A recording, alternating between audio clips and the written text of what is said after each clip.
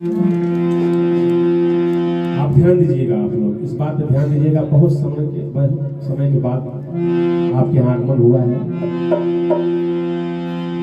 और आप लोग जितने लोग हैं वास्तव में भक्त हैं। और भगवान को हम और आप क्या दे सकते हैं? वो तो संसार को देते हैं। जो आप लोगों का भाव है यही उनके प्रति है और आपके मनोकामना को अवश्य पूर्ण करेंगे। जय हो, जय हो। ये मेरा भी आशीर्वाद है। जय हो। गोस्वामी तुलसीदास जी महाराज लिखते हैं कि सचिव वैद्य गुरु तीन जो प्रिय बोलहि भयास, राज धर्म तन तीन कर होई पे गई ना। जय हो।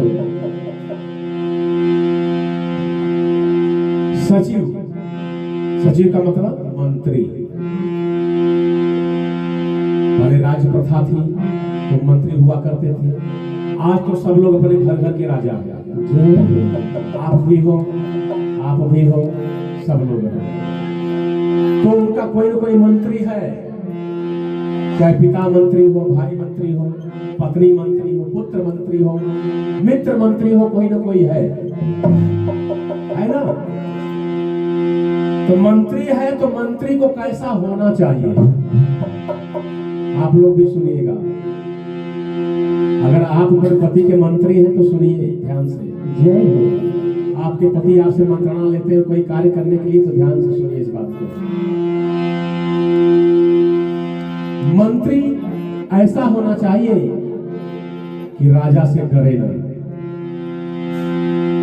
अगर आप संजय भाई के मंत्री हैं, सलाहकार हैं, तो बड़े भाई हुए तो क्या हुआ? गलत कर रहे हैं तो गलत कहिए।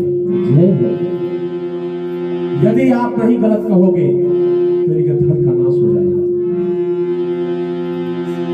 पत्नी अगर डरेगी कि मैं अपने पति से कैसे ऐसा कहूं तो उसके धन का नाश हो जाएगा, घर का नाश हो जाएगा।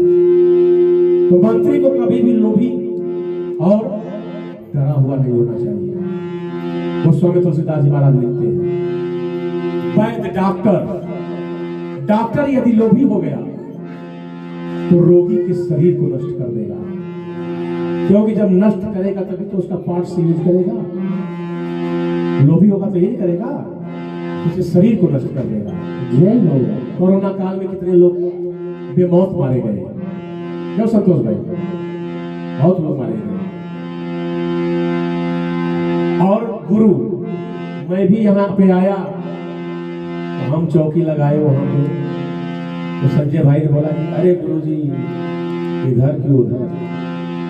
और प्रकाश भाई, मुझे बोलना ही नहीं पड़ा, और प्रकाश भाई ने कहा कि नहीं वो सही दिशा है। इन्होंने मान लिया। जय हो। मान लिया तो अच्छा किया, क्योंकि उसके जानकारी ये तो है नहीं। हम लोग सुंदरकांड करते हम लोग जानते हैं ना किधर आना चाहिए। तो जो है सचिव वैद्य गुरु यदि शिष्य के डर से हम लोग वहां प्रोग्राम ही नहीं करते, जो कि हम लोग जिसके यहाँ जाते हैं जिनमान हम लोग की बात न सुने, चाहे वो कितना भी पैसा दे, हम जाते ही नहीं, क्योंकि उसका भी नाश होगा, मेरा भी नाश होगा। जब हमारी बात को नहीं मानेगा, गुरूर में रहेगा, अहंकार में रहेगा। तो गोस्वामी तुलसीदास जी महाराज सुंदरकांड में ही लिखे हैं क्रोधी सम कामी हरि कथा। क्रोधी और कामी ये दोनों हरि कथा के योग्य नहीं है। क्यों? इनके सामने हरि कथा कहना ऐसे ही है जैसे ऊसर में बीज बोना। ऊसर में आज बीज बोएंगे कोई मतलब नहीं, जामेगा ही नहीं होगा, उत्पन्न ही नहीं होगा। वैसे क्रोधी और कामियों के आगे हरि कथा कहना बेकार है, इसलिए हम लोग कहते ही नहीं, जाते ही नहीं। जैसे सज्जन हो, भक्त हैं, याद किए हम लोग पहुंच जाते हैं। तो गुरु को लोभी नहीं होना चाहिए। अगर लोभी होगा जाएगा तो वो यजमान कह रहा है नहीं महाराज इस चौकी को इधर ही लगाओ। अहंकारी है यजमान, अहंकार में बोल रहा है, उसे तो ज्ञान है नहीं। गुरु भी सोचता है कि अगर इसकी वजह नहीं करता हूं तो दक्षिणा भी कम देगा और दोबारा बुलाएगा, है ना? इसलिए इसकी बात सुन लेते हैं। यह स्थिति रावण के दरबार की है। ऐसा कभी नहीं करना चाहिए। यही स्थिति रावण के दरबार की है, सब रावण के डर से। आप भी सुनिएगा, आप तो घूमती रह गई। जय हो जय हो। इधर ध्यान दीजिए, आप तो बिजी हैं, लेकिन ध्यान दीजिएगा। अगर गलत कर रहे हैं तो गलत कहिएगा, डरिएगा मत इनसे। हाँ, कभी विकास होगा, स्पष्टता जरूरी है। जहां सुमति तहां संपत्ति नाना। जिस परिवार में सुमति है, पत्नी का, पुत्र का, पिता का, माता का, सबका जब एक मत है तो वहां लक्ष्मी का वास होता है। जय हो। ऐसा नहीं कि औरत जो है हमारे पैर की जूती है, ऐसा नहीं है, लक्ष्मी है। जय हो। जिस घर में लक्ष्मी का सम्मान नहीं होता वो घर बर्बाद हो जाता है। जय हो। आप देख लीजिए, जिस घर में औरत का अपमान हुआ वो घर बर्बाद हो गया। गोस्वामी तुलसीदास जी महाराज लिखते हैं कि रावण के डर से सब उसके हाँ में हाँ मिला रहे हैं। गोस्वामी तुलसीदास जी महाराज चौपाई लिखते हैं, आप सुने। सोई रावण काहू बानी सहाय, आस्तुति कराई सुनाई अवसर जानी, अवसर जानी हो, अवसर जानी। विभीषण आवा गाता चरा, रावण अपने मंत्रियों से मंत्रणा करता है, तभी विभीषण जी का आगमन होता है। रावण कहता है कि हे भाई विभीषण, तुम धर्म और नीति की ज्ञाता हो। जैसे आप कोई कार्य कर रहे हैं और संतोष भाई आ गए तो कहेंगे कि हे भाई संतोष, मैं ये कार्य करने जा रहा हूँ, तुम्हारा राय क्या है, अपना राय बताओ। उसी तरह से रावण मंत्रियों से मंत्रणा करता है, तभी विभीषण जी का आगमन होता है। रावण कहता है कि हे भाई विभीषण, तुम धर्म और नीति की ज्ञाता हो, प्रकांड विद्वान हो, पंडित हो। जय हो। तपस्वियों की सेना समुद्र की इस पार आ चुकी है, हमें क्या करना चाहिए, ज्ञान न भेद करके उचित राय दो कि हमें क्या करना चाहिए। तब जब एक बड़े भाई से छोटा भाई मिलता है, पहले शीश नवाता, पैर पर छोड़ता है। वही विभीषण जी ने किया। बोले श्री दुनाई बैठ नीचे आसन, बोला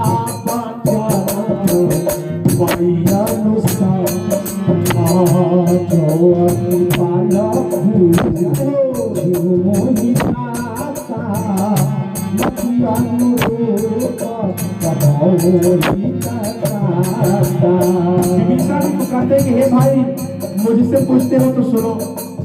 जो आपन चाहे कल्याण, जय श्री राम।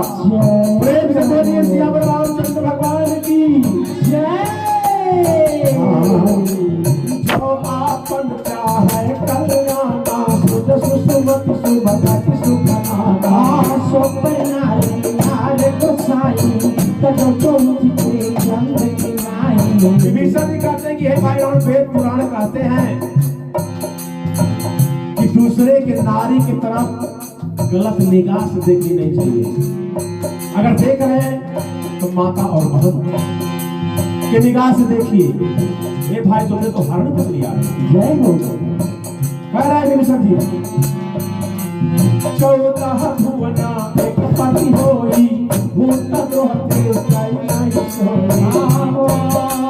कुल सागर नागर नर जो, अलप लोभ भल कहै न को।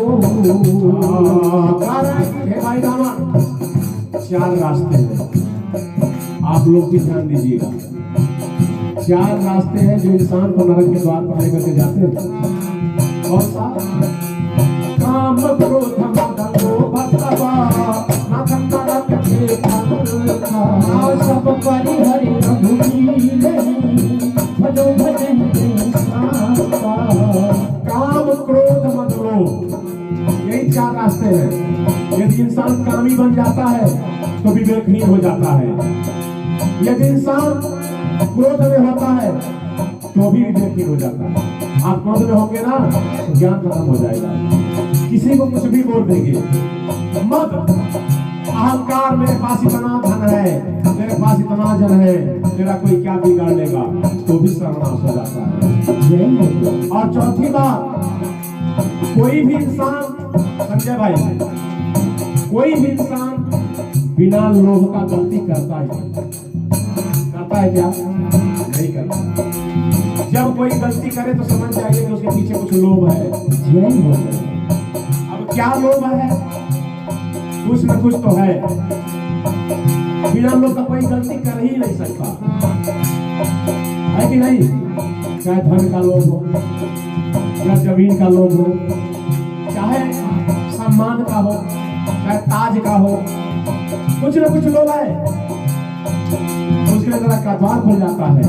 विभीषण जी कहते हैं कि हे भाई रावण, रामचंद्र जी नर भूपाल नहीं है, मनुष्यों के राजा नहीं है। वो क्या है? कह रहे हैं विभीषण जी, ताता रामा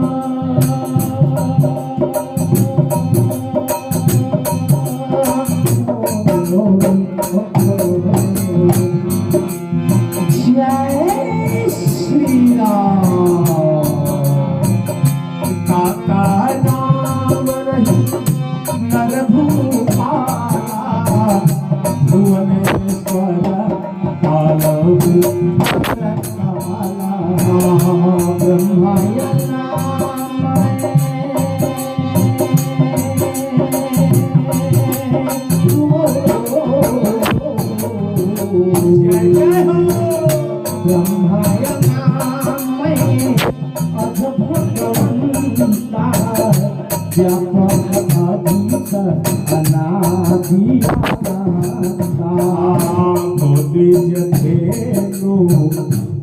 भाई रावण। विभीषण जी कहते कि हे भाई रावण, प्रभु श्री राम मनुष्य नहीं है, मनुष्यों के राजा नहीं है। वो कालों के काल महाकाल, जय हो, अजीत, अनादि और अनंत है। जय हो। अब तुम्हारे मन में विचार उत्पन्न हो रहा होगा कि भगवान है तो अवतरित क्यों हुए? क्यों हुए? मैं तुम्हें बताता हूँ। विभीषण जी कह रहे हैं, गोदी जथे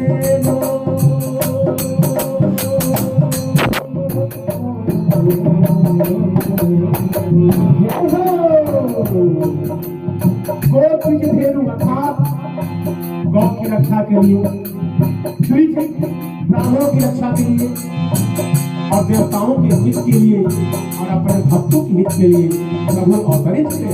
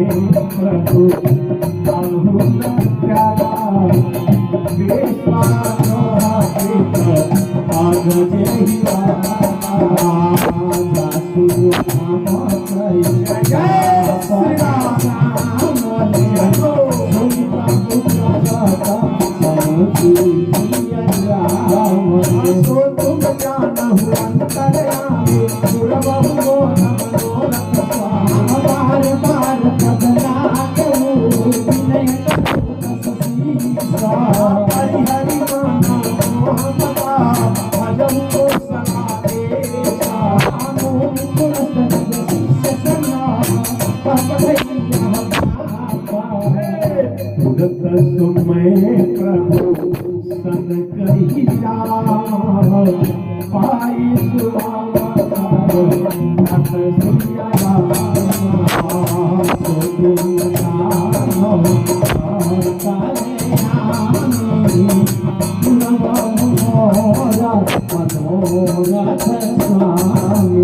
माल्यवंतयति सचिव सयाना तासु पचन सुनियति सुखमाना आकयन जतवनी विभूषण सोनु धरहु कहत विभीषण पूत कर सकहत सततो दूरी न करहु यहाँ तो माल्यवंतयति अकयउ कहोति कहई विभीषण पुनि कर जोरी। रावण का मंत्री माल्यवंत कहता कि महाराज रावण आपके भाई विभीषण सही कह रहे हैं, उनकी बात को मान लीजिए। जय हो। रावण कहता है अरे तू मेरा खाता है, मेरे राज्य में रहता है और बड़ाई तपस्या भी करता है, जान निकल जाने तो मार डालूंगा।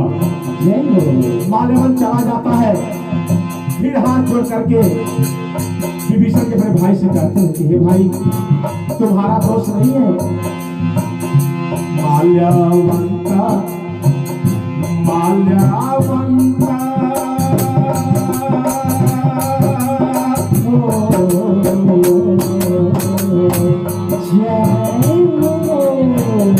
माल्यवंता दयऊ बहोरी कहई विभीषण पुनि कर जोरी।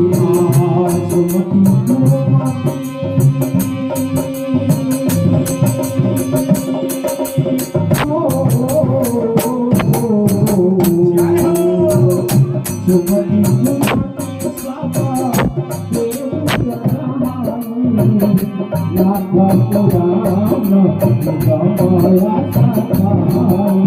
माल्यवंत चला जाता है, विभीषण के हाथ जोड़कर कहते हैं कि हे भाई रावण, संसार में कोई ऐसा व्यक्ति नहीं कि जिसके अंदर अच्छी मति और खराब मति ये दोनों मतियां ना हो।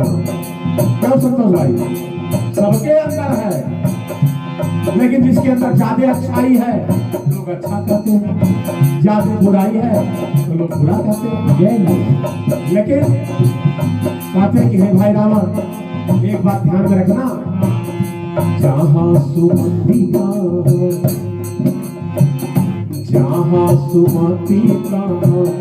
संपत्ति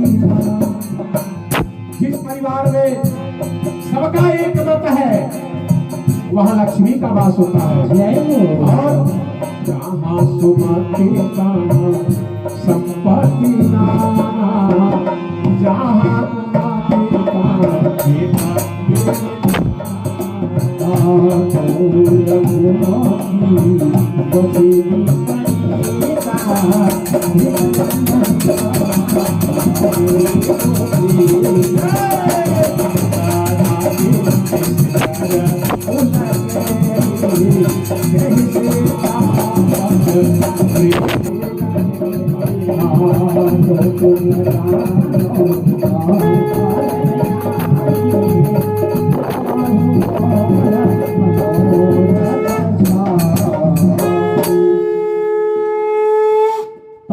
चरण गही मांगऊ राखहूं